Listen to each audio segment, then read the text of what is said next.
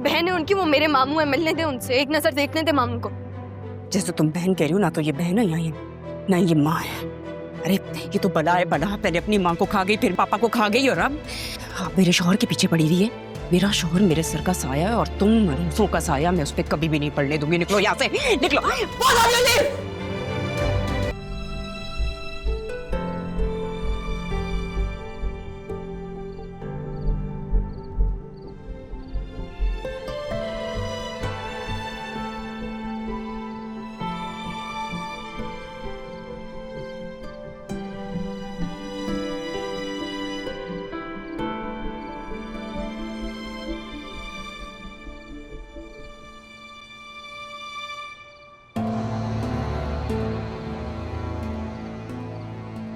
आपकी नजर उस पर क्यों नहीं जा रही जिसने निकाह करवाया है?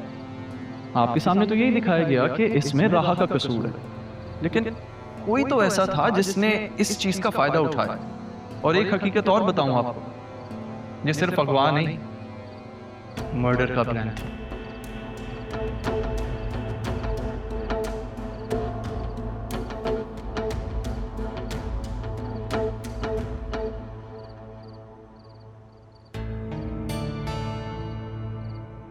क्या सोच रहे हो दी? यकीनन तुम अपनी बहन और भांजी की वजह से परेशान हो।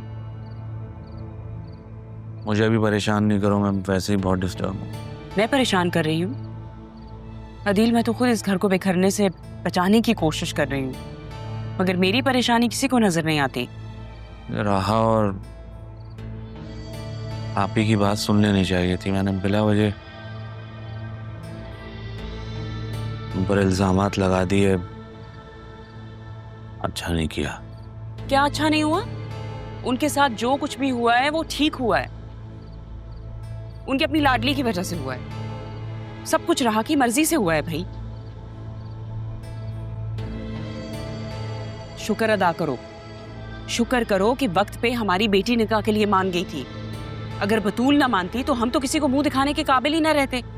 बतूल को वो लोग इस बात पे परेशान तो नहीं करेंगे? बिल्कुल भी नहीं। ये बात तो सच है कि ज़रियून हमारी बेटी को पसंद करता था, वो तो बस पापा की इज्जत की वजह से निकाह करने के लिए तैयार हो गया था।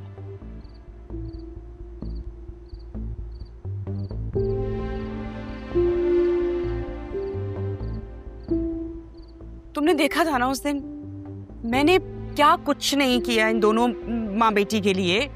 भाई माना मुझसे बहुत सारी गलतियां हुई हैं, बहुत सारी चीजें मैंने उल्टी सीधी कर दी थी, लेकिन माफी तो मांगना चाह रही थी ना। मैं तो अपनी तरफ से सब कुछ ठीक करने की कोशिश कर रही थी ताकि इस घर के रिश्ते सारा कुछ ठीक रहे, लेकिन क्या हुआ? कुछ भी नहीं। नतीजा क्या निकला? कुछ नहीं। मुझे अभी इस बारे में कोई बात नहीं करनी आसिया, आई एम आउट। मैं नहीं चाहती कि तुम खामोश रहो। तुम्हारे दिल में जो कुछ भी है, जो भी गुबार है, उसको निकाल दो।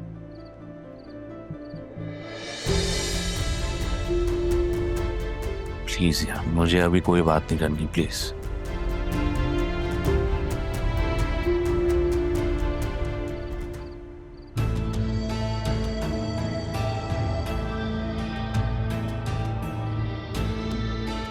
क्या जरूरत थी मुझे बोलने की?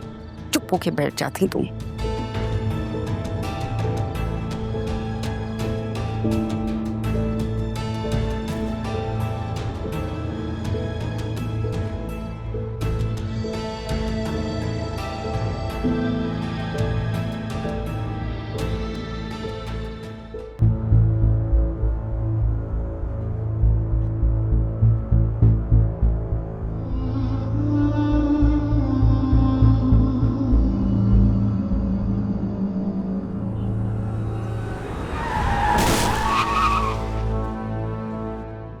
राहा बीबी, राहा बीबी, राहा बीबी, अदील साहब का एक्सीडेंट हो गया है।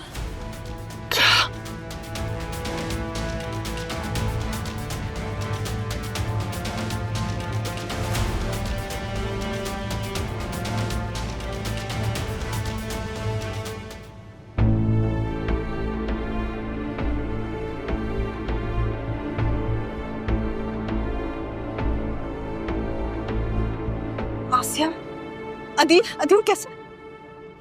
तुम्हारी हिम्मत कैसे हुई यहाँ आने की? अरे तुम तो डाइन हो, डाइन। चलो निकलो यहाँ से, चलो निकलो यहाँ, निकलो रुक जरा। आराम से। ठीक है, आप गुस्सा समझ आता है मुझे, लेकिन प्लीज ये बहन है उनकी, वो मेरे मामू है, मिलने दे उनसे, एक नजर देखने दे मामू को। जैसे तुम बहन कह रही हो ना, तो ये बहन है या ना ये माँ है। अरे ये तो बला है बला, पहले अपनी माँ को खा गई, फिर पापा को खा गई, और अब आप मेरे शौहर के पीछे पड़ी रही है। मेरा शौहर मेरे सर का साया है और तुम मरूसों का साया, मैं उस पर कभी भी नहीं पड़ने दूंगी। निकलो यहाँ से, निकलो।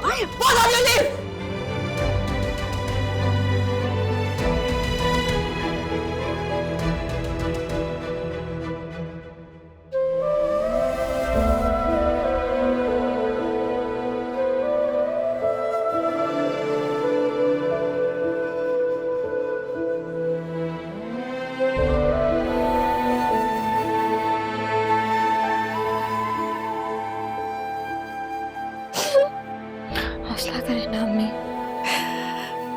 कैसे करूं हौसला? देखा नहीं तुमने, हासिया ने मुझे अपने भाई से ही नहीं मिलने दिया।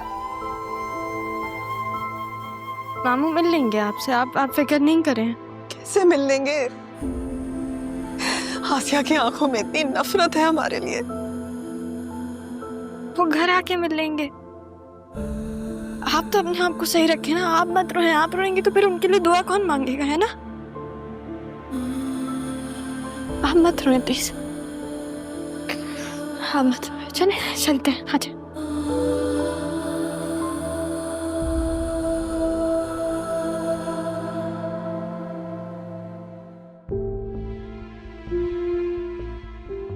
देखिए, जल्द से जल्द तो कुछ भी मुमकिन नहीं है।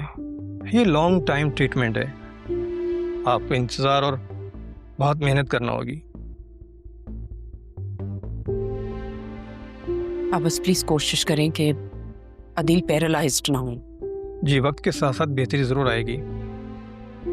हम ये नहीं कह रहे हैं कि पेशेंट मुस्तकिल बेड पे रहेगा। अब ये पेशेंट की विल पावर पर है कि वो ख़ुद को कितनी जल्दी ठीक करना चाहता है। हो सकता है कि अगले 6 माह में खुद को ठीक कर ले, या फिर 6 साल लग जाए। आप लोग हिम्मत और दुआ करें, हम यह दवा करते हैं। कतूल हिम्मत करो, परेशान मत हो, सब ठीक हो जाएगा, तुम रो मत प्लीज। मुझसे बाबा की हालत देखी नहीं जा रही सलू। मैंने कभी उन्हें इस हाल में नहीं देखा, मुझे समझ में नहीं आता। इस तरह से करोगी तो कैसे चलेगा? वो ठीक हो जाएंगे, कह तो रहे डॉक्टर।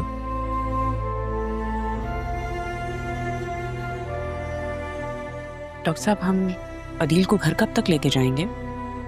देखिए, अभी तो इस बारे में कुछ नहीं कह सकते हैं। कल पेशेंट की 2 माइनर सी सर्जरीज हैं, उसके बाद ही आपको बताएंगे घर कब ले जाना है। हाँ, घर जाने के बाद फिजियोथेरेपिस्ट से आपने मुस्तकिल इलाज जारी रखना है। लेकिन एक बात को याद रखिएगा कि उन्हें किसी भी किस्म का स्ट्रेस या परेशानी ना हो।